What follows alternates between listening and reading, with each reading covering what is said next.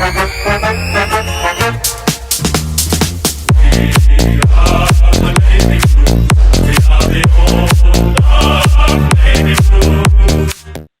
one and all, and welcome to another episode of Baggers Chat. My name is Mitch Patson, and as always, we're joined by Ethan Daffy. And tonight, we are reviewing Carlton v Hawthorn at the MCG. Final scores were the Carlton Footy Club 5 goals, 38 points to the Hawks, 16 goals, 16, 112, 74-point loss. Daff, it was a beautiful day at the footy. Walking in, you're like seeing 18 degrees. You're like, this is what September footy is all about. This is two of the great teams. Hawthorn obviously in great form. Carlton not in overly great form, but we're still a good side. We're coming for our 160th year anniversary. Collars are on. Everyone's up and about. Massive crowd at the MCG, 84,000 to see a fucking shit display. VFL footy versus AFL footy. Daff, your initial thoughts? It's the same thing every week, isn't it? But is there anything else different going through your mind right now? That's the worst game in a few years. That's the worst in a long, long time. Where I've left the footy going, wow! Like we were just helpless, weren't we? I think that's the key word. If I ever giggle during this video or have a little bit of a laugh, it's more of a laugh. If I don't laugh, I cry, because it's at that stage where I'm going, the season's over. Let's be real here. We can make it. We can all be nice and make it. And we can, we need Freo to lose this and we need Dogs to lose this. Stop doing it ourselves. We need to stop doing it, and we're going to keep doing it. But it's got to the stage now for me where it's that anger level, but now it's at that stage where it's like that just frustration, just like, or even just numb feeling. And like you said, when you were naming all the good things heading into the game, the weather was perfect, didn't have to wear 700 layers of clothes, it was warm, 84,000. How good was the atmosphere to start the game? There was just something about it, wasn't it? Every moment was like it felt like a little bit of a mini final, as people were saying, and had the guard of honour with all the past players. It was all sorts of generations. Even Nick Duigan was in there, which I saw, which was good to see those old heads. But yeah, 2 more games.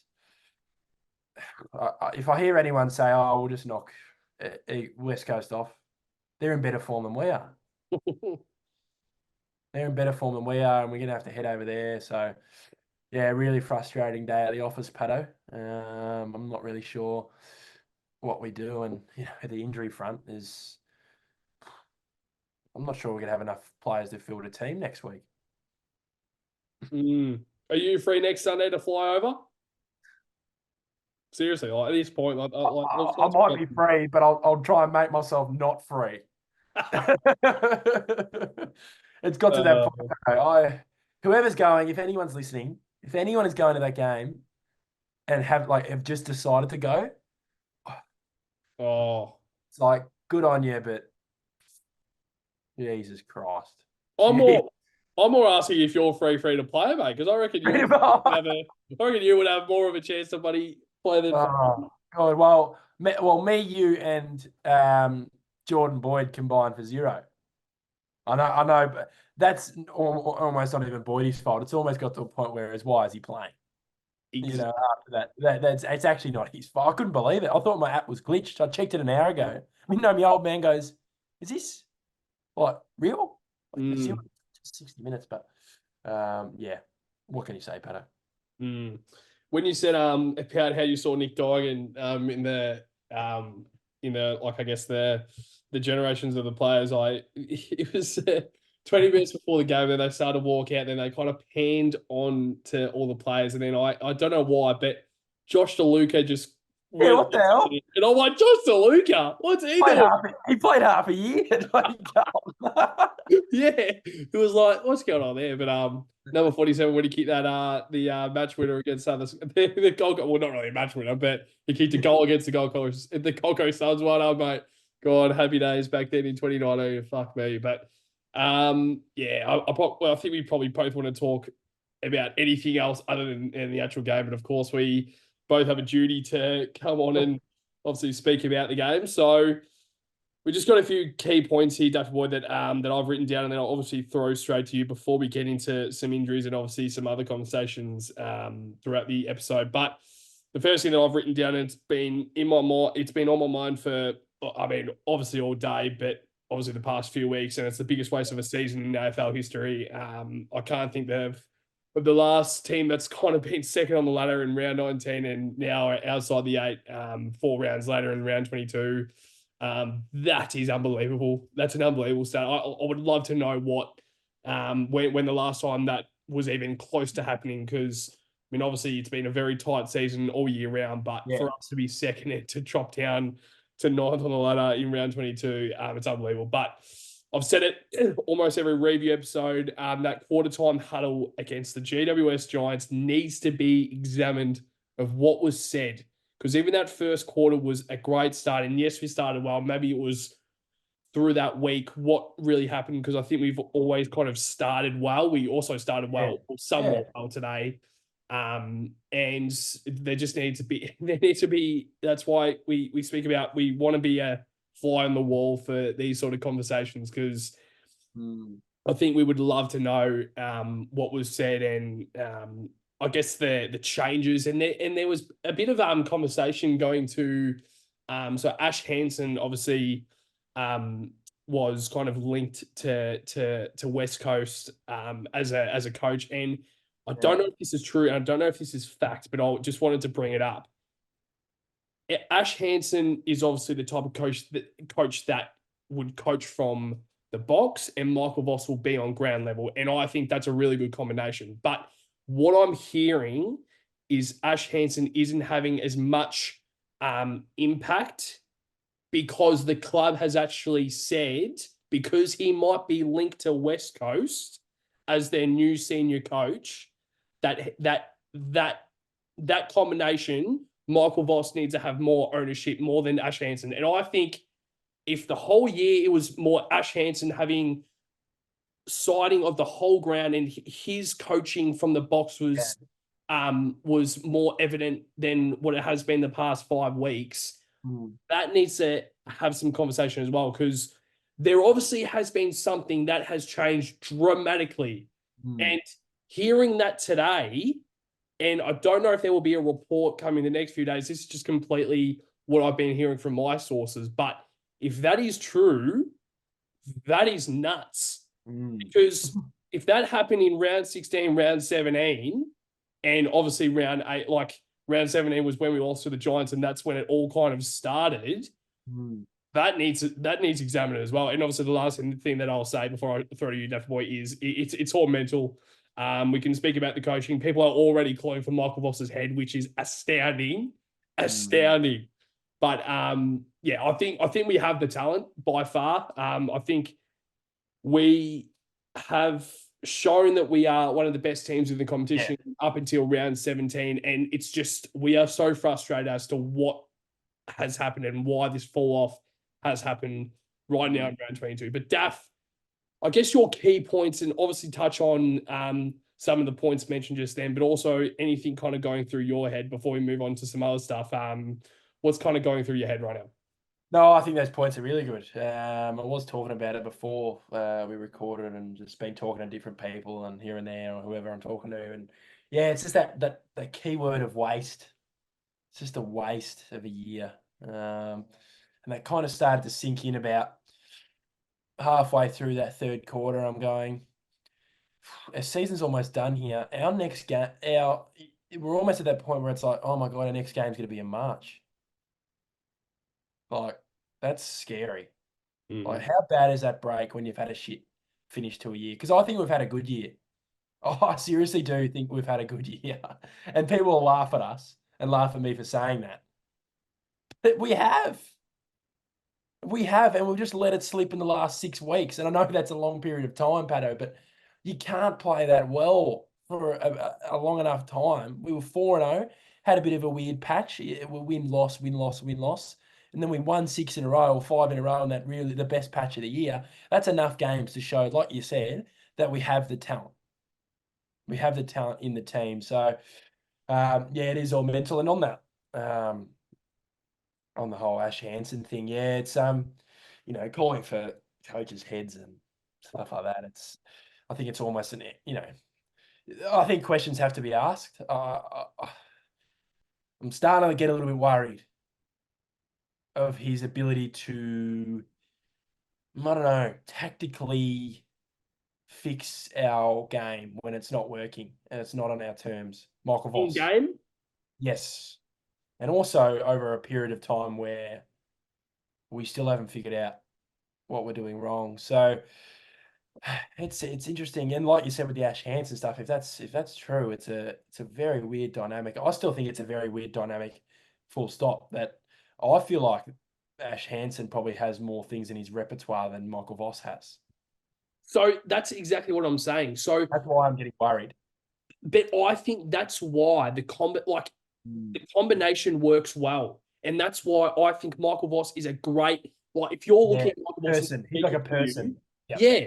But I think Ash Hansen, like, no disrespect to Michael Voss, he's the senior coach, and at the at the end of the line, like if Michael Voss has an opinion and Ash Hansen Yeah, has of an course. opinion, they will go with Michael Voss because he's the senior coach. Yeah, of But course. I think they've realised, and Michael Voss probably Yeah, the first one to say, "Well, I want you to stay up there because if you see anything, I want you to tell me, and then I will verbally voice it yeah. to the leaders. And then Mm, if there is a spray needed at bench side, Michael Voss is the guy who's yeah, intimidating. When Ash yeah, Hansen is he's a mastermind. I mean, he hasn't really had the opportunity to be that senior coach, but if he ever does, mm, we all know that he is that mastermind, and he's kind of like that Sam Mitchell mastermind. He's really yeah, yeah. he's very educated in the AFL sense. I'm sorry to That's cut right. you off, but it was more just like I just wanted to see what your opinion was at because I completely agree with what you're saying. I think the combination is suited well, and if that has been broken, that Mm. probably is the reason why we're not playing as great right now. Yeah, I always found it interesting. What worries me, what worries me at the moment is I think Ash Hansen has more tactical like nous and in the game than Michael Voss has. That's my worry about Michael Voss at the moment. And I know that calling, coaches' heads and stuff, but the questions need to be asked, Pato. What is going on? And if we can't fix it in game or just full stop for 6, 7 weeks, what's his job? What is his job at the moment? It's just not working. Which I'm just worried because we haven't had a full year. You can talk about last year and we would run 10 in a row and made finals was fantastic. It was half a year. Yeah, We've done the end. We've almost done, I'd say 65% of the year we've been really good. 35% we've let ourselves down in particular games. And it started off with the Adelaide one. You lose that as game. You know what I mean? They all add up. They actually all add up in a sense. So yeah, so if you look at that with Michael Voss, has he put a full year together? No. no, So are we happy with that? No. So the pressure's got to be on. Calling for heads right now is not too sure, but because I just don't know if sacking the coach is the right thing. But sometimes, Pato, if it's not working, you can't just go, oh, we don't want to sack a coach. Because we've got a list there that, it's just frustrating at the moment. I'm not calling for anyone's head at the moment, but the pressure has to come on. The pressure has to come on. I'm not saying just the coach, the players and the assistants coaches as well. Like, fuck, man, how many times do we have to go through coaches and different coaches and methods to figure something out with these group of players? It's just, and also, this is my last key point. I just think we're completely cooked. We just can't run out, can we? We just ran out of legs early in games now. I think the last 6 weeks we have been. I know Collingwood last week, and I just think we had an extra. I don't know. We were almost holding it back for the second and third quarter last week, which cost us the game. But we just haven't had that. ability. We were running over teams in that 5-6 week period. The Port Adelaide game was neck and neck, ran over them. It was Essendon neck and neck, ran over them. It was neck and neck versus Richmond. I know they're a lower team, but we still found a way to switch it. We just completely cooked them. We're running out of legs. How many times did they have more numbers than us at every contest? We'd lose the contest in our forward 50. So you go, okay, the next kick, we should have more numbers. No, we don't. And how many times handball over the top for them, handball over the top, handball over the top, and it's always one extra, isn't it? It's always one loose. Our defender comes up, handball over the top, defender, and then it gets to a point where they go and fucking kick you up. So it's and you got to give credit to them. That's my final point. Holy shit! Witnessing a Hawthorn team on the rise again. We've gone through a rebuild. We've won a couple finals, and they've just come off 3 peats 10 years ago, rebuilded, and they're already probably almost better than us. They are better than us. 100%. That's why I'm laughing about it, because you're looking at it and you're like, we've been in a fucking rebuild for, let's be real, arguably 2 decades. Like, I know that we didn't go for a full rebuild, but 2015 was the major one. That was the that was the year, and that was obviously the last year of the Hawthorn three-peat. Yep. And they went through a mine. Yeah. I will transitional, say transitional kind of period. Yeah, transitional, but it was quite major. Yeah, it was different. Yeah, it was different coaches. Yeah, they didn't they? They thinned the list pretty much, and they bit the bullet. Got a coach he's a better coach than Michael Voss, isn't he? Sam Mitchell. Gee whiz. Yeah. You've turned a team with, they got talent, but you look at that ground today, which made me frustrated. You go, fuck me. We're struggling to get it to Harry and Charlie.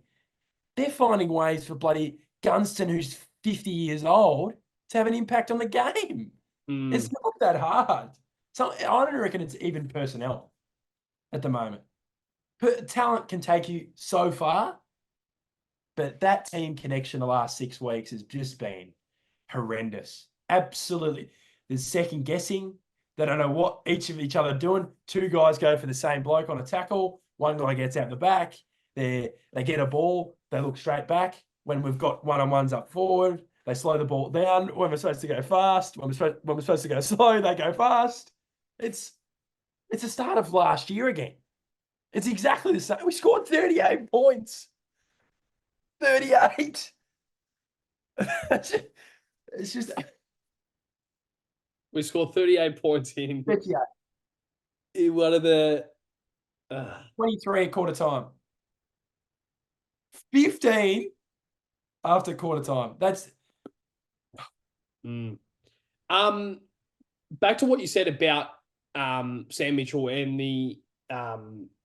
the difference of Michael Voss and his coaching. So you said obviously that you think that Sam Mitchell is a better coach than Michael Voss. I think that's a bit. It's quite hard to tell right now, because Michael Voss has had solid year 2022, good year last year. To be I think his coaching was tested, and he kind of found a way. And this year, once again, there's a bit more conversation going to Michael Voss, and obviously the dip right now has been tremendous, and that question has to go straight to Michael Voss. But do you think? I think, from my point of view, is Carlton. The reason why we've been so great is the impact that the assistant coaches have. Right now, do you see the same thing from a Hawthorn standpoint, or do you think Sam Mitchell is such a mastermind that he is doing? I mean, obviously the assistants are doing their job as well. Of course, yeah. Are you seeing, like, from a Carlton point of view, of the boss is trying to put everything on his shoulders, and he's starting to really be found down, and he's really he can't handle the pressure? And then from a Hawthorn standpoint, where Sam Mitchell, everyone's speaking about Sam Mitchell, how great he is, but do you think he's getting a little bit too much credit and the assistants aren't getting enough credit? And I mean, I'll ask again, from a Carlton standpoint, do you think Michael Voss is getting having too much pressure on him, and there needs to be a little bit more support for Michael Voss from an assistant coach standpoint? Yeah, it's interesting, because when we brought in an extra coach this year we brought in Jordan Russell as the forward coach, because Ash Hansen was the forward coach last year. So we brought in an extra coach. Yeah. And obviously that means that Hansen is the senior assistant up the top, with Voss on the ground. And yeah, it's for me, it's we just haven't found in terms of coaching just this consistent display of how we want to play for long enough. And I think since about, obviously Hawthorn were 0-5, the pressure came on, but they kept playing the same way, didn't they? They didn't, they didn't pivot from how they wanted to play, did they? It was almost a confidence thing that was letting them down. And obviously that's us at the moment. But I just think we've just lost our way in terms of how we want to play. And that's a big part of coaching, in my opinion. I just don't know. And it's just tinkering with stuff that was working. There was a week there after Richmond, we brought in Chera and Cottrell, and you flirt with form, and it bites you in the ass. Because look at the two players they brought in that week. They're not even playing, Cottrell and Chera. So they came in for the 2-week, 3-week period, did fuck all, and it ruined our whole mojo. So that's a coaching thing as well. But on your point, there's always going to be too much pressure on the head coach, isn't there? Because he's the head piece. But yeah, I think it's a collective thing, players included. But yeah, it's just, I'm at that stage where it's like, I want to get to the end of the season before I start pointing fingers. But yeah, I listened to his press conference before, and he was saying, we're not going to, just die out of this season. We're going to keep fighting. But fuck me, no shit. Isn't that what we expect anyway? I don't want to hear you say it. I hope you've been fighting like that for the last 6 weeks. Just because you're losing now doesn't mean you can, you know what I mean, Patto? It's more like we say it. Be proactive. Don't be reactive. We're at a stage now we have to rely on other results. We shouldn't have been in that position. So it's I hate that when people go, I know that's what he has to say sometimes. But when you go, oh, we're going to fight it out to the end of the year. It's like, well, I hope you fight out the whole season. Like, just because it's desperate now and we have to win every game doesn't mean that's now the time we had to fight and grab. We should have been fighting at the Giants game. We should have been fighting at the Dogs game. We needed 3 wins from our last whatever games to make the finals. And I don't know, Pato, it's just too hard. It's too hard to put a finger on it. And we said it last week, that we feel like the issues are there. Both of us are seeing the clear issues, but today, there was more issues arose from that game.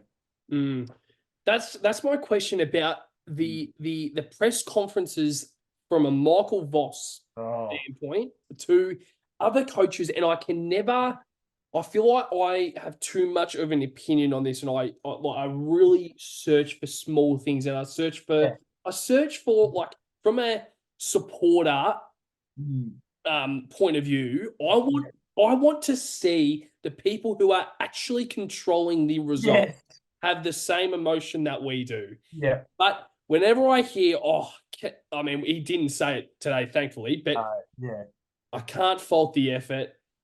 It's still like I just said, like we have to, the season's over. We have to fight till the end. Had the season locked in round 19 when you were second on the ladder after beating North, then you lost to the Dogs and the Giants, who at the time, when you kind of look back and you're like, they aren't overly bad losses. They're crap losses, but they were small losses. But each loss just keeps getting worse and worse for different reasons. I think the Port Adelaide loss was almost better than the Pies loss because we had our full list back last week. Collingwood aren't as good as Port Adelaide, in my opinion. I just think Port a little bit better. So I think we had more opportunities against Port, and then Pies, we were shit the whole game for other than 8 minutes of the fucking game. And then today, it was the first contest, man. The first contest. How easy it got out. I'm like, Calcium was taking the mark, and I'm like, yes, we're gonna see it again. We're gonna see this, and I couldn't believe I could not. Believe. I spoke to Jacob before the game started, and I'm like, there's either 2 ways this goes, I reckon. I don't think we blow them out. I think we either win in a close one, or they blow us out. Yep. And what do you know? They blew us out by 74 points. And I'm not going to say it again. But you know what I also hate? And this is all me as well. It's the toxic mentality walking into this fucking club. Oh And no. it's our 160th anniversary. Go, we're going to come out today and play some decent footy. It's not like our season's on the fucking line. Like, I'm walking in and I'm like, Hawthorn, like, they're in great form. Yeah. Great opposition. They're probably one of the hot teams in the competition. We need to view ourselves like, look, we need to test ourselves and get ourselves ready for September. But once again, it's a great day at the footy, MCG, red footy. It's like grand final. It's 160th year anniversary. You've got your legends of the club standing right there cheering you on when you're on your way out to run through the banner. You're walking past guys like Nick Dygan and Josh DeLuca. And next minute, we see a contest. I couldn't not believe it, Daf. So, it's. I think we've got to get past this as a fan base. And this is myself included. We've got to get past this cockiness. We've just got to get past. I know we're allowed to be up and about. And is it cockiness though? Is it cockiness? Yeah, true. I think sometimes. Round. Sorry again to cut you off, but I think round 16 we were the best team in the competition right now, if not Sydney was. Sorry, again, but yeah. Yeah, and I'm not saying everyone, but I think I read social media commentary and heading into games, and we're talking shit about Essendon and Collingwood, and we're to sort ourselves out. Don't become them. You know what I mean? Like, don't become Essendon and Collingwood supporters where, of course we love them losing. It was fantastic last night and Collingwood losing. Of course. But you start talking shit before our game, and it's bad karma, Patto. It is real bad karma because you just know it's going to bite you in the ass. I'm never a fan of it. I know you're allowed to talk shit and all that kind of stuff, but we haven't achieved one thing. We haven't. Last year, maybe a prelim. Maybe that's all you can hang your hat on. But if that's what we're hanging our hat on as our, base to have confidence, I don't know. And, all the Blues brothers behind the goals, they all came from Queensland. I had a chance to meet all of them opening round because they had all the Blues brothers opening game. They're all ripping people and they love the club. And they booked this game. Like they told us during Brisbane, they said this was the game they booked out to have to get the club organised a whole, they had the whole section. They all showed up. They did their part. We did our part. Me and you did our part. The people watching, you guys watching or listening, we did our part. We do our part every week, and we will continue to do our part. They don't do their part. As simple as that. And I'll say it again. There's enough talent out there to get the job done. And like your famous word, just get it done. But we just don't get it done, unfortunately. And it's just that's the worst loss since Teague. Worst loss since Teague. I know maybe Essendon last year, but we haven't been smashed like that for a long time. That's what I mean. It's not uncompetitive. Uncompetitive. 38 to 112. I know I'm ranting on here, but we've just got to get the point across, Patto. Otherwise, our heads will explode thinking about it. It's all fine though, because they get their six figures. It's all fine because they can come out and they can play professional. They're playing. They're in a job that people dream about. It's all fine, and they can walk around, and it's all fine because they can get your bobbleheads from gate 3. It's all fine. It's all up and fine until you actually go out and cross the white line. How silly of me to make that stupid fucking video through the week. Oh, yeah. Oh, I spent and not having a go at you, but you did your job again. You did your job. We're doing our job right now, filming this stupid video. Not a stupid video, but video for this team. And don't worry though. They'll post on social media tomorrow their stories. They're down at the beach while we're hurting at work. You work the whole week looking forward to the game on the weekend, right? That's just how life works, right? As a supporter, you think about it all week. During the week, you're having little, having you got your Hawks workmates, and you're getting around them and all that fun stuff. And then don't worry, tomorrow, they'll be down at your girlfriend's place or having an expensive dinner and putting on a story and not really reading the room.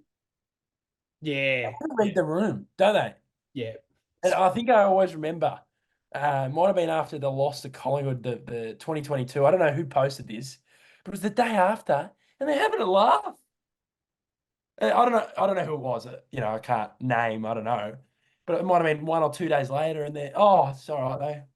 It was post our Mad Monday. It was post our Mad Monday. You're allowed to have, enjoy it, whatever. Keep it behind closed doors. Don't put it in my face. Mm. Well, we sat there that last game of the season, and we were shattered. Mm. And we're shattered again today. I don't Mm. want to be seen tomorrow. I was down at bloody getting me frozen yogurt with me mate Max from Hawthorn or something. It's you know what I mean? Like it's unbelievable. They just don't read the room. Like if I was a Carlton player and you're a Carlton player, would you post anything within the next week? No. Unless it was something, out of the blue, your mum's birthday or whatever. Don't be posting like, I got my massage down at fucking the park, you know what I mean? Like, don't be posting stuff that we don't want to see. Yeah. Just Yeah. that just irritates me. They don't read the room. I Yeah. know they care.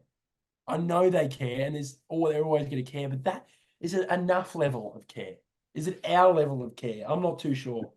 That's exactly what I'm saying. Like, this was the conversation that I spoke about after the game, and I was saying, like, of course they care. Like, why would they go into their professional career not wanting to win, not wanting to have that success? Of course, they want to have that success. They look at premiership players, they look at legends of the game. They're like, I want to be like that. We all played sports when we were and then like I mean I know that where you got obviously with your football, and then I mean I obviously got to a 100%. great, I mean not a high level with tennis, but I obviously had some sort of success with looking at professional players, and I'm like, that's great. Like you want to get there because you want to have that satisfaction of success for all of the hard work you've done, and then you finally made it to. And we have no idea. Like this is what I'm saying. I posted a video on the TikTok, and there were a lot of people saying that we've never played.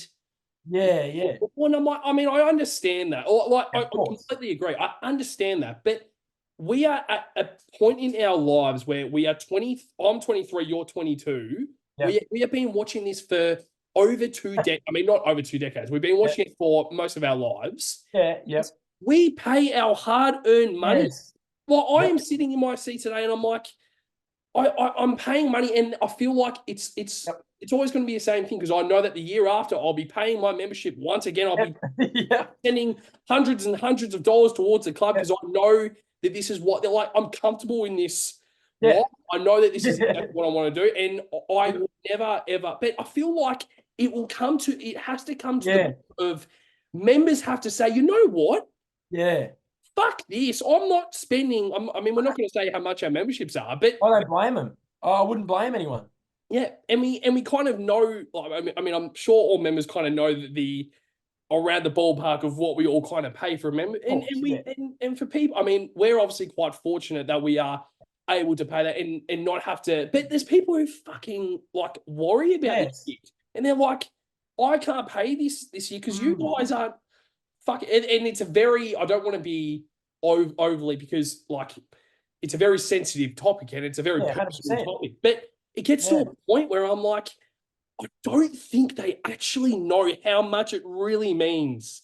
Like, I would love to have an invitation to one, Michael, like sorry, I'm trying to think of the word. Michael Voss, like a kind of a conference with the members, and actually understand where we are coming from and why we love this club. And it's our fault as well. It's our choice why we love this club. But it gets to a point where I just don't think they purely understand what it means. And I completely agree with what you were saying about, of course they care. Of course. I just feel like they're kind of, and I feel like if we were to go out there and lose that game, shattered, Yeah, shattered. yeah, And yeah, it's because we're a supporter and we can't control that result, I think, that yeah, yeah. it has more of an impact. But I don't know. What's your thoughts overall on that? I mean, I know that I touch on a few topics there, and I don't Yeah, want to be too sensitive or too personal because I know that it obviously is an issue in this world right now. But what's your thoughts on that? yeah, yeah. I think they were shattered. I think there are a lot of players, like looking at those players after Akers had an interview with 3AW, obviously where I work, and they put a video together, and he was hitting all sorts. He genuinely looked like he was about to bloody cry. Mm, You know that kind of feeling. So, yeah, it's that. Some I said it. They might not care enough. It's hard to know sometimes. I think they do care enough. I just think there's so many other issues just on field and how we're playing that almost leads to us going, do they care enough? Like 6 weeks ago, we're thinking, oh, these guys are playing for the monogram and they're playing for every single player that's before them and after them and their fans and because we're winning. So it's yeah, and now the membership thing. I agree. Like I don't blame people. I don't. And like you said, there's people living, paycheck to paycheck, not, they're not might not be well off, and they're really struggling. exactly right. And they pay it every year, so it's a part of their, they might have a certain budget for the year or months or whatever, and they make sure the Carlton membership is a part of that budget. Um, and like you said, we're stuck here, and like you said, you'll be happy to pay it next year. And we'll be going every week. We'll be going every week Yeah. because I can't not. We can't not. And yeah, and I always say the one day we get there, will be great. But it always seems so far away. But it is so close sometimes. It's just a little, isn't it? You can really just flick the switch. You look at Hawthorn, man. 0-5 to start the year. People didn't think they were going to win a game. And then all of a sudden, they flicked the switch. Shows you how long the seasons are. And it shows for us this year. 6 weeks ago, I remember I was posting Instagram photos going, it's our time. It's our time. Now it's not our time within a space of 6 weeks. And to all the people out there, like, I respect everyone who's consistent going to games and, me, you, we're going every week and we'll somehow get up our ass and go to that last game at Marvel. Not sure how that's going to happen. But yeah, it's just, ugh. We just got to get through the year. And I hate that 6 months off. It's the worst part ever. It is the worst thing ever when you have to. It's like after that round 2022, and you leave the ground going, our next game's in March, and we've just Oh, lost like that. Because when you lose a heartbreaker and you play the next week, it's like, okay. Like, it's the time is, we've got to get going. And I just don't know if we've got the legs. And now, as we're going to touch on in this in this video, the injury list has got some key names in there. mm, My God. yeah. One of the very funny things that I'll say about halfway through our fourth quarter, and I will say this, like, I understand why people walk 100%. out of the game early. 100%. Did you go early? No, no. Okay, cool. So I will say this: like the only game that I've ever left early was with you, obviously before the Essendon game, and that was to a point where we were both just like, What the fuck? Yeah. we can't watch this. We No. can't watch this. It's And fair enough. yeah, 100%. And Okay. yeah, and I feel I've got a certain opinion of people walking early. Like I get it, Yeah. but it's just something that I just don't Yeah. I don't want to ever really do again. And then like today was the first time with Jacob, especially where we were just and I was like, I can't watch this. Yeah. And we were actually about to go. And then Yeah. we've been going to games ever since 2021, 2020. Yeah. Well, 2019, sorry. Yeah. 2020, we could go to games, but like we would just get together and we were like, I don't, we can't. And then when I was like, and then we were like, we can't go, can we? I don't think we can go. So then we stayed, obviously, but yeah, that was just unbelievable. But you know what the funny thing was is that I was saying to him that I've actually gotten work off.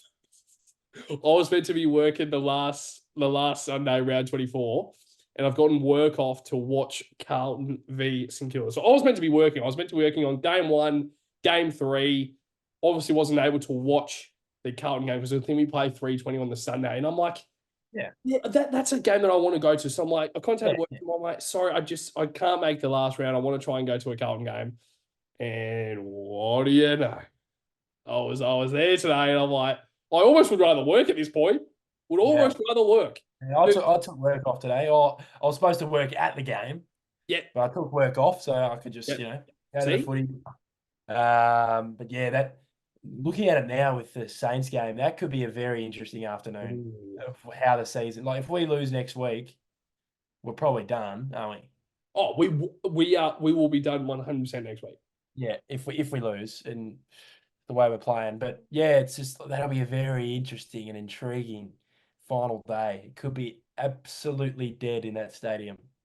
Or it could be, I don't know. I just don't think we've got anything to give in the finals if we do make it. That's the sad part.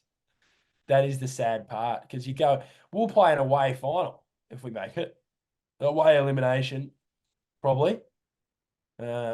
Unless some sort of results go away. But yeah, then they're all interstate teams. We beat the Cats by 10 goals 6 weeks ago. And they're in the top 4. Well, that's how open the year is. They're not that fucking good. No. They're not. I'm not want to bag the Cats. Like, good on them. Like, fucking good on them. Good on Port Adelaide. Good on whoever. But they're no world beaters. And we're just wasting it. Like you said, biggest waste of a season because the talent this year in terms of teams, it's really not up there. It's just because it's so close. Everyone's going, "Oh my god, it's a great year for results." It's almost like there's no clear pack this year, is there? I'm looking at the ladder. Port Oh, Adelaide second on the ladder. oh fuck me. I'll tell you right now, the only chance they've got of winning the flag is if they somehow get in the grand final and have a ripper day. I don't know if they get there. Unless they play, Second on the ladder. who else is going to beat them? They'll have a home qualifying final. It's fucked. It's Port actually. Adelaide. We put them away by 10 goals on their own deck. I literally said, I'm like, I don't want to get angry because I don't want to waste my emotion on this stupid fucking emblem. Seriously, like you're wearing a jumper with the emblem. I've got 3 scarves in my background. I've got a fucking what do you call it? Like a you know what I'm talking about. Yeah, There with bloody past players that I love. Yeah. And I'm like, every day I think about this club. No. Even earlier, like Roxy was saying, like, it's a fucking game. And I'm like, I get that. But why do I care so much if it's just a game? Yeah, I think about it all the time. All the time. I'll be at a pub in December on a Friday night, right? And I'm with my mates, having a good time, just having a, whatever, usual summer beers with a few boys at a pub, enjoyed it. And I go to the toilet or something and, and I just pull out, my phone buzzes or something. And I've got Arajo Fante just lining up the track. Sorry to cut you off. Yeah. But it's so true, isn't it? You go, oh, like even in the trade period or something, you go, oh, we're looking at, some genuine F grade midfielder or something, It's like I just think of it, like you said, it's a game, but it's not only. No. It's not. When you go this much and you put so much effort into it, it's just not a game. It's sometimes for other people it is, and that's fine. I'm good on you. Yep. And they're probably, they haven't had the years taken off their life as we have watching this team, and they're probably their life expectancy is a little bit higher, but it is our life, and we've got other things in our life, of course, that priorities that, like you said, with your partner, and you got partners and you got family and whatever. Of course, it's going to come first. But gee, Carlton is up there. Like I talk about, obviously your wedding day whenever that comes. The wedding day is up there, but Carlton in Premiership, it'd be a fucking close second. Am I wrong? Really? Like of course, the wedding day is the top, and you got another family event. But realistically, let's be real here on Baggers Chat. We talk facts here. Yeah. We talk facts. That day we get there, it will be up there, and that's why we have a podcast, because the day we get there, these episodes are our effort and our blood, sweat, and tears watching it. Mm. Needs to all come up. We're not just doing it for our own, going, oh, we want subscribers, blah blah blah. We want to document Yeah. Yes. our time. Yeah. And that's also with people watching it. They go through it with us. Mm. I remember the time, Patto and Daf were going off, or, arguing about the coaching, or, not arguing, but, talking about what the fuck is going on. Yeah. In the premiership, we go, oh, all the stress is gone. So just hang in there. Just fucking hang in there. We just got to, I think. But it's hard at the moment, I think. Yeah. Because I was thinking I think I was thinking like last year sometime, and I was like, imagine like 20, 30 years time when we look back at, I mean, I don't know if we're still going to be doing the podcast. Hopefully we are, but like, imagine if we're like 53 and 53, 54, we're both like fucking still talking about the Baggers and we still haven't won a fucking flag. We're still worried about fucking selection for a dead rubber in round 23. This is another question, right? This is pretty much completely off the sheet. This is just Daff and I talking about. This is the question. If you, I feel like we both wouldn't ever do it. If you accidentally had your wedding day locked in on the grand final day and Carlton made it, the first grand final, you're like 30 and you're getting married. Say if it's the 25th of September, it's on a Saturday. I feel like we both would be stupid enough to do that. We'd never do that. Yes. if it was going down to the wedding day or like the grand final, what would you choose? I might. No, I'd reschedule the wedding. Yeah. If it gets to a point where I'm like, fuck.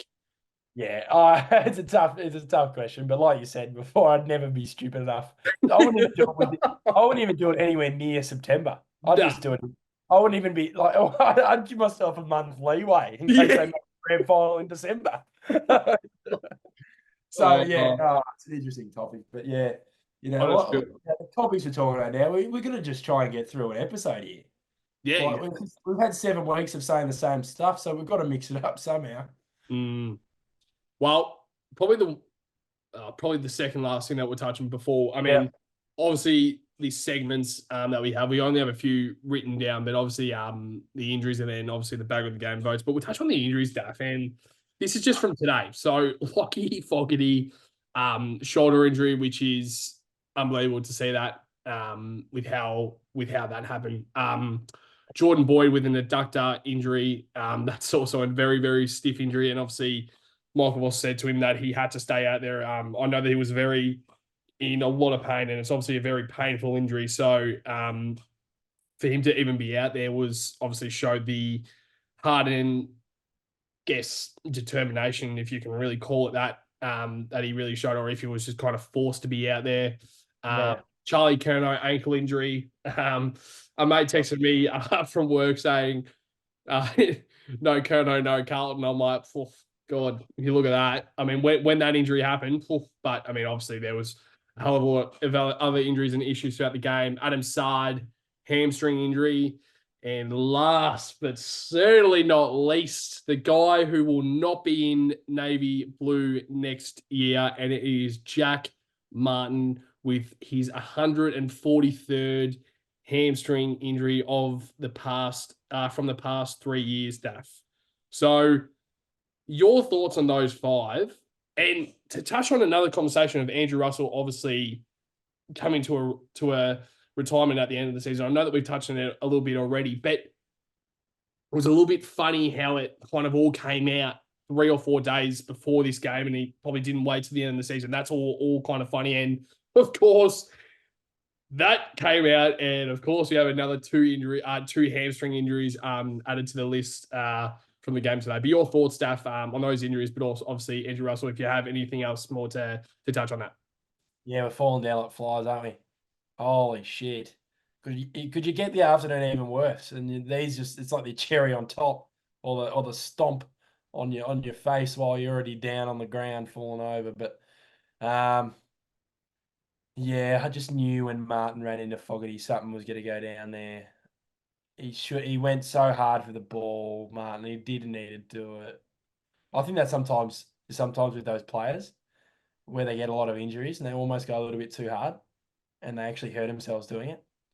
And they don't really have that kind of filter where they can hold themselves back sometimes. Because sometimes you just got to not be stupid and not get yourself hurt. And clearly that happened. And yeah, Fogarty's a big out, and Boyd was still on the ground. He was hobbling on one leg, and gee, Charlie going down. That was almost the dagger in the heart. Seeing him punch the floor and knowing his season's probably buggered. It was not good, and Sardi's hammy. It's not good. He's had issues with that as well this year. And yeah, Jack Martin. I have been saying about list management. I think we've got 3 names that won't be there, and it's Jack Martin, Caleb Marchbank, and David Cunningham.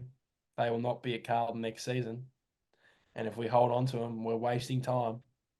We're wasting list spots. It's guys in VFL level that are probably playing consistent footy that you can bring into an AFL side and develop them. But we keep plodding along with the same blokes year after year. And then, we both have the conversation on our off-season thing go, we'll give them one more. We'll give them one more. I'm not giving them one more. All of them are gone. Those 3 gone. They have to be. They have to be. We've got premierships to win, Patto. If we have a lack of depth somehow with these injuries as well, which is frightening. But on the injury front, I just don't know. I think they're all going to be out. I'd imagine they're fine. Who the fuck are we going to bring in? Carroll, Carroll Cooper Lord will play next week. Jackson Binns has to play. Cooper Lord will play. Jackson Binns will play. Another question. Harry Lemmy. Yeah, he'll play. He'll play. The way our defense is going, you've almost got to see Lewis Young play, I think, don't you? I know that's hard. You can't do that, can you? Fuck. I don't know. But yeah, it's hard to watch that defense. That's one of my last points here. I know they were pounding it inside 50 all day, but we're just outsized all the time. It's just how are we outsized by them is beyond me. But it's just a real bad time at the moment, isn't it? And I'm so sick of it. I'm so sick of the never-ending cycle of fucking shit. And now we go, how good does that pre-season first week video look? The boys are back in training. Here we come. And then the cycle starts again. You get to round 1 next year. And I hope to God they don't give us Brisbane an opening round again because we'll get slaughtered. Opening round next year, hopefully it's Richmond. Get us off to a flying start and we'll go 3-0 next year. And then we'll have a challenge against a shit team, drop that out of the blue and then go to shit again and then have patches up and down and up and down and up and down. And then it'll lead to an inevitable 9th place on the ladder for next year. I was speaking, once again with Jacob about how I feel not sorry for Essendon supporters. I don't like the club at all, but I've obviously got a few close mates that obviously are Essendon supporters, and the way that they're feeling, I'm just shit house. But I was saying that before today's game. I'm like, God, it would be crap to be an Essendon supporter. We've gone through some shit, but they haven't seen a finals win in, over 2 decades. I think it is 2 decades now, but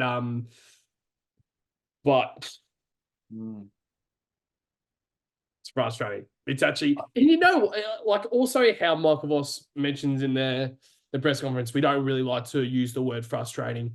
And Patrick Cripps in his post game interview, we're frustrated. Yeah, mixed messaging, disconnection between the captain and coach. Yeah, we don't use the word frustration. We are frustrated. And it's not Cripps' fault because Cripps is saying how it is. But exactly. It's Michael Voss is putting a wall in front of himself and the media and the fans. that's It's like exactly what I'm saying. Like, it's just I like you would, said. You sorry. say focus on the little things. I think you have to. Yeah. Like otherwise, we got to just find a way how we're not right at the moment. And I think we've got to the stage where there's so many things wrong at the moment, and it's becoming like the start of last year. Remember, we'd rock up to episodes going, "Well, we don't know what's wrong." So off field, on field, figure it out. Figure it out. Mm. And where's the president? We lose a couple games, and his social media posts are gone. Did you see the one today about he was mentioning about Pre-game. yeah, about like, oh, it's a big day for the club. Bring your energy. Oh, which is fantastic and Yeah. all. Where's your message of going, sorry to the fans? Yeah. I know we hate talk, but they're not even talking enough sometimes. Mm. Some of the social media comments, sometimes a good laugh, I must say, but it's just depressing how quickly it turned and quickly it fell apart. That's another thing. But that's why I would go back to what I said earlier about I would love to just have even a Zoom call that the members can join just so we can and don't even tell everyone that that we are there to watch it. I just want to see how Michael Voss connects with his players in a game like that.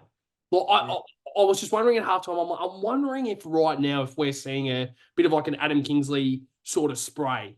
Yeah.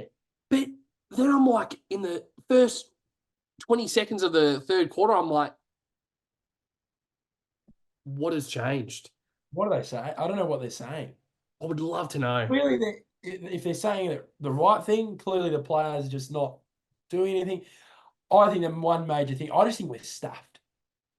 But how? But wait, so stuffed I into. don't know how, but we're just getting run around. We just look tired. We've lost any penetration. We've lost any zip and zap. You know what I mean? We've just lost it, all of it. Yeah. And I think the Port Adelaide game showed it to me. Like the last quarter, like I know it was a 5-day break and, they were on a run and that loss didn't hurt as much to me, like you said. Of course, it was a shit loss. But we're just running out of gas in stages of games. You know what I mean? And you see it with a lot of teams. You saw Port Adelaide last year. They ran out of gas at the end of the year. They won 13 games in a row and didn't win a final. They ran out of gas. They had a double chance, lost the qualifying, and then lost to the Giants, who had the run and spring in their legs. Look what happened today. We lost to the team who has the run and spring in their legs. And we were just outrun from the first bounce. It wasn't the last quarter. Yeah. And what Weddle said in the post game, he said so Hawthorn knew that we've been running out of legs, right? I know last week Collingwood, blah, blah, blah. We've been running out of legs. Okay. So they knew they wanted to hit us hard at the start of the game, hit us hard pressure-wise to tire us out. They knew they were going to tire us out, Patto. And that answers my question. We're cooked. We are cooked. If the other team knows we're going to get tired, and with that, obviously, it doesn't help with players out of the side, injuries during the game, which never helps for any team. But we just look. But it was all done and dusted before that. Yeah, exactly. But you know what I mean? We just look tired. We look, just nothing there. There's no penetration from any of our midfielders apart from, I don't even think we had any drive at all. We just don't have any drive the last 6 weeks. We've lost it. We've lost any penetration with our kicking.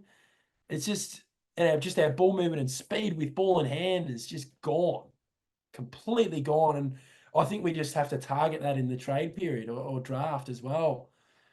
We just don't have it, do we? They have it. Look at Weddle. He can play down back. He can play in the middle. He can play in the forward line. Tell me a player who can do that at Carlton and play with pace and penetration. There's not one player, I don't think. I think our game plan is so basic and simple. Yeah. There isn't enough. Yeah, it's almost too basic. And you can like yes, I mean that's what I'm saying. Like yes, but it's like don't want to overcomplicate it, but you don't want to simplify it to a stretch where you get found out. And I'm actually worried that we've kind of reached the limit with this list and this coaching staff. Yeah. I really am. Like, we made a prelim last year, which I think was quite freakish. Yeah, and it was fantastic. Yeah. Yeah, a great, awesome, like greatest moment of my life. But Yep. making that prelim was like great, but even in the prelim, Yeah. we ran out of gas, and realistically, we Yeah. were lucky enough to get it done against the Demons. Obviously, we beat the Swans the week before, and even that, like they even came back then. So that all, like, put that all aside. I just don't. I mean, as you've said so many times, we haven't achieved anything. So we No. haven't seen where this list can go. We can speak about it. We can say, oh, this Yeah. guy's so great, this guy's so great. But all the stars are doing their job. Charlie Kirk, Yeah. like, won the common medal the past 2 years. I mean, I don't think he'll win his third one this Yeah. year, but obviously he was in the running to, like, I mean, Jacob Waring obviously should get All Australian this year. Patrick Cripps should potentially get his second Brownlow medal this year, and if he doesn't, he's already a Brownlow medalist. Yeah. So all of our stars are doing their role, but the best teams in the competition have the best depth, and you need those depth players. And we were saying round 15, round 16, oh, we've got a pretty good depth. My God, like the VFL, but the VFL are getting fucked in the ass every game. But am I wrong? No, seriously. Yeah. It's I don't think anyone in the VFL is performing. yeah, I don't think anyone's like that's why I play like let's be real. What is warranted Jesse Motlop's selection? Oh, it's unbelievable. There's no one pushing him out. Durden's only just come back from an injury yesterday. He just came back in the VFL. There's been no one being able to push him out. Unfortunately, and I think we've got to get past this rhetoric that Binns he's not ready for your AFL level. What difference is he going to make compared to what was today? I could have put the same effort in as someone out there today, and it would have made a difference. We would have lost by 80 or 74, whatever we lost by today. It's like, stop that storyline of, he's not ready. Maybe reward some guys who've actually fucking given a fuck in the twos. Mm. It's just, and had consistent years. It's just, I don't know. But yeah, it's trade period targeting is going to be interesting. Very interesting. Yeah. It'll be interesting to see what we look at. I think you got to go defenders, I think, first. Got to get a key back. I'm not sure we can roll with Kempy as the second defender. Ooh, it's a.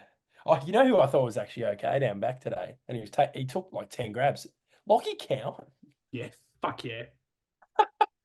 Yeah, I thought he was one of our better players today. The only guy that gave a fuck all 4 quarters. Yeah, him and I thought Cripps was all right. Kennedy was good. Kennedy had 33 and 10 marks. So yeah, I thought Cowan was the one guy down there who gave a fuck. But yeah, I think we've covered our ranting and our pieces, and the votes are going to be, I think, pretty easy actually, to be honest. Well, let's throw straight to the votes, Daft Boys. So obviously, for the people who don't know what this is, we go 3, 2, 1 for the bag of the game votes, and obviously it's like the Brownlow system. So 3 votes for the best player on the ground, second 2 votes for the second best player, 1 vote for the third best player, and obviously we just touch on Carlton players. We won't touch on any Hawthorn players, but we'll just touch on the Carlton players in the top 3. And obviously, as we said, I think it's going to be pretty easy, somewhat, to find the 3 today, Daffy Boy. But your 3, 2, 1 for bagger of the game votes, mate. What have you got? Yeah, it's I feel like we say with wins and that it's tough to find the 3 when you've got 8 guys pushing for that 3 votes in the 3 votes or whatever. But yeah, I'll just start off with it's. I think for me, I've got. I actually thought Akers was pretty good today. I think he was in the. I think he's in the votes. I just see on the AFL.com.au. He does his thing, doesn't he? Just does his thing and plays his role. But I think he's going to miss out on my votes because I'm going to give Lockie Cowan a vote. Yeah, I'm going to give him a vote because he took grabs. I thought, some of their, I know, Watson and that were okay, but they weren't, like, Ginnivan wasn't dominant. I thought he was good, but they didn't rip part of the game. I thought there were other players like D'Ambrosio and Dylan Moore and Weddle broke out the game. Another good bit of list management from Essendon on the D'Ambrosio front. But, yes, I've got him with one vote. I've got Cripps with 2. I just think he keeps going. He just keeps doing his thing, and I know he wasn't dominant. He wasn't dominant, but I just feel like he tries to pull us in the right direction in games, even though when we're struggling, doesn't he really? So yeah, and 3 votes. Matty Kennedy had the most touches on the ground, 20 kicks, 33 touches, and I don't want to see him fucking out of that midfield. It's a disgrace. It is absolute disgrace how we've treated it the way he is. And the last point for the video, why are we seeing him and Cripps in the ruck? I get it when we had Kerno out of the side and we had to have Harry forward, right? We had to have Harry forward. But when Charlie was on the ground and Harry was on the ground, we've got ruck contests and our best clearance players are in the ruck. Cripps is in the ruck. Please explain to me how that's going to work. But those are my votes, Patto. That's just my final thoughts of this shit show. That was it. As soon as I saw Cripper lining up in a right contest, I yelled out, I'm like, yeah. what the fuck is the captain of the club, our best player, the guy who's going to win the Brownlow by 25 votes in the ruck? And 2 minutes later, the guy who's dominating in our midfield, Matt Kennedy, is in the ruck. And 2 meters away, I see Mark Pitton. Yes, yeah. What? It's like, but I think that's coaching. They're How almost the going. fuck is that coach? What's going on there? What is going on with the coaching? There must be a reason. You know what I mean? Like, is it some sort of matchup or, you know what I mean? But what's Pito going to do around the contest? That's exactly what I'm saying. He could barely do anything in the ruck today, let alone in the contest. Like, it's just, that's the last baffling coaching decision. It doesn't work. And I get it when Charlie went down and we had to get someone in the ruck, but what are we picking the best clearance player? Mitch McGovern, just put him in the ruck or something. You know what I mean? Kemp. Fuck me, just anyone else. Just don't put the best. We can't win clearances when Cripps is in the ruck. It's just, that's just, on to you for the rest of the video. I'm dropping the mic. It's unbelievable. When I saw that, I can't even fucking speak English. I'm that baffled right now. Yeah. I understand it to a stretch with Tom Nicola. I can understand it. But with Mark Pitton, man. Oh, no. You really think Gripper's going to tap into Pitto? Pitto's going to pick up a footy below his knees when there's Connor Nash right on his tail? You really think he's going to bend down and grab the footy? Really? And then but the worst thing is that when I see Harry Mackay, he's probably the only option really in that second ruck. Yeah, he is. But there was a moment right in front where I was sitting where Harry Mackay said to Cripps, sorry, it's obviously the second ruck telling Kennedy or Cripps, get in the ruck. Yeah, it's some matchup thing, isn't it? It's like they're trying to, because I knew they did, when they did it with TDK, I remember Cripps was taking some player out of the game. It might have been Nankervis or someone he wanted to keep Nankervis off TDK. Yeah. So he was making sure he was going in the ruck. So TDK was freed up. And that was a good reason. I remember someone explaining it. And that my thoughts go back to that moment going, we're still going with the same thing. And we don't have TDK playing. We've got Pitto playing. Like it's just. But that's the thing. Like, the matchup, so Meek and Pitto come off at the same time. I watched that. So they come off at the same time. And then Chol was their second ruck for most of the game. Yep. Now, I saw Chol up against Mackay for one contest, and I think 20 seconds later they had another stoppage, and then it was another ruck contest. And then Harry Mackay said to Cripper, Get in the ruck. I'm going as a player who's going to get the tap down. Well, he's a key forward up against a midfielder. And I understand Cripper is very tall for a midfielder, but don't get him in the ruck. Simple instructions. I don't know how many times we have to say. We need him getting the fucking ball. Don't know how many times. Oh, like this is the one thing I didn't want to do is I didn't want to get angry about it, but I could not. I can't fathom it. Yeah, it's happened the last, hasn't it? It's like the last 6 weeks. It's happened all year. It's happened all year with when there's been one ruck and Mackay's a second ruck. They always find a way to get a second ruck in, but it's not Mackay. It's Cripper. Yeah, I understand if Pitto and Mackay are both off. Yeah. Guys 2 meters away saying, Cripper, get in the ruck. I'm staying clearly been told to as well by the coaching staff to do it. You wouldn't do it. You know what I mean? You just wouldn't do it. Simple footy. As a football, when you play footy, the second ruck, he's not going to tell the midfielder to do it. Like, it's clearly a coaching thing. If it's happened for so long, it has to be. It is. They wouldn't let it happen. They just wouldn't let it happen. Yeah. It's unbelievable. Otherwise, our heads will blow off here talking about this. One more thing is that I think Cripper would obviously Cripper probably wants to say, no, you get in the second ruck, but it's obviously the coaching. Because Cripper had to say, he would probably be like, no, you get in the second ruck. It's your role to get in as a second ruck up against Joel. It doesn't make sense. It does not make sense. So my bagger of the game votes, I've got the exact same names. As soon as I did these votes, I had to make sure that I put Lockie Cowan in as one vote. He was fantastic tonight, and I thought he was the one player that really, realistically, and I will stand by it, I think he was the one player that really showed what he's worth in the four-quarter performance. I think he gets the one vote for me. Now, I've gone Matt Kennedy 2 votes, Paddy Cripps 3. And I don't know if this is just because I think this is a little bit captaincy bias, just a little bit. But I just had a look at the stats once again to kind of make sure that my votes are kind of correct in my eyes. And Patrick Cripps getting 7 tackles. It's that was a match high. And there was just small moments that I look at Cripps, I'm like, he cannot do it anymore. And he should to deal with that. They're wasting his prime. It's sad.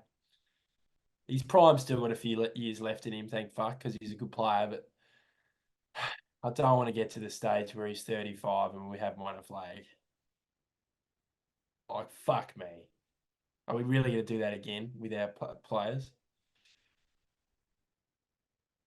It's just sad.